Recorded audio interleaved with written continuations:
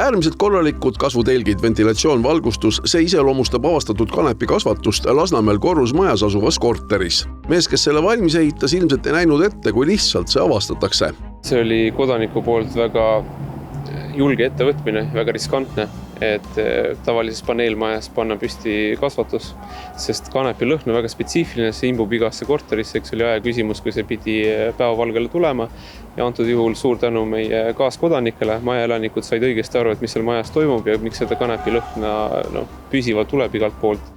Nii et tähelepanelikud kodanikud andsid sellest teada. Korterist leiti 5 telki ning hulgalised kanepi kasvatamiseks vajalikke väetisi ning tarvikuid. Kanepi mass, mis me sealt ära võtsime, oli 1,5 kilogrammi, üle 20 veel kasvavat taime ja selleks saaks joovad umbes 2000 inimest. Ja selle kriminaaltulu oleks võimalik sellest teenida, kui väiksemates portsides müüa siis üle 30 000. Selliselt korteri kanepi kasvatamine on veel lisaks väga energiakulukas ja arvata on, et vahele jäänud mehe kommunaalkulud olid võrdlemisi korralikud. Mees ise narkootiliste ainete käitlemisega eelnevalt politsei huviorbiiti pole sattunud. No teatud põhjustel me ei saa seda maja ega korterit teile näidata, aga ühte saab kindlasti väita. Kanep on kõige populaarsem narkootiline aine Eestis ja selle levik on vägagi võimas. Ja seda võib nagu väga kindlalt väita, et see on top 1 narkootiline aine, et seda näitavad meile nii reovee-uuringud kui erinevad siis täiskasvanute kui ka kooliõpilaste seas läbi viidud uuringud. Et ütleks niimoodi, et kui me võtame jämedalt, et 1/3 näiteks kooliõpilastest ja täiskasvanutest on elus kas või korra proovinud, siis ma võiks öelda, et enamik nendest on seda teinud ikka kanepiga, nii et see kanep on ja me ei näe, et ta väheneb, vaid pigem tõuseb aastatega. Pole ju saladus, et väga paljud riigid maailmas lähevad kanepi legaliseerimise teed. Neid riike on aastatega vaid juurde tulnud. See annab samas aga aru saama, et kanep oleks nagu üks väga tore ja süütu narkootiline aine.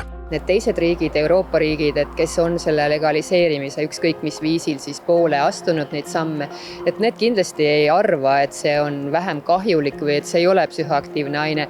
Pigem ongi see selline natukene allaandmine ja käte üles tõstmine, et nad näevad, et selle probleemiga on suhteliselt võimatu tegeleda ja siis tulebki loomulikult see juurde, et teeks ta siis kuidagi nii-öelda reguleeritumaks ja et sealt tuleks ka makse ja nii edasi, on ju.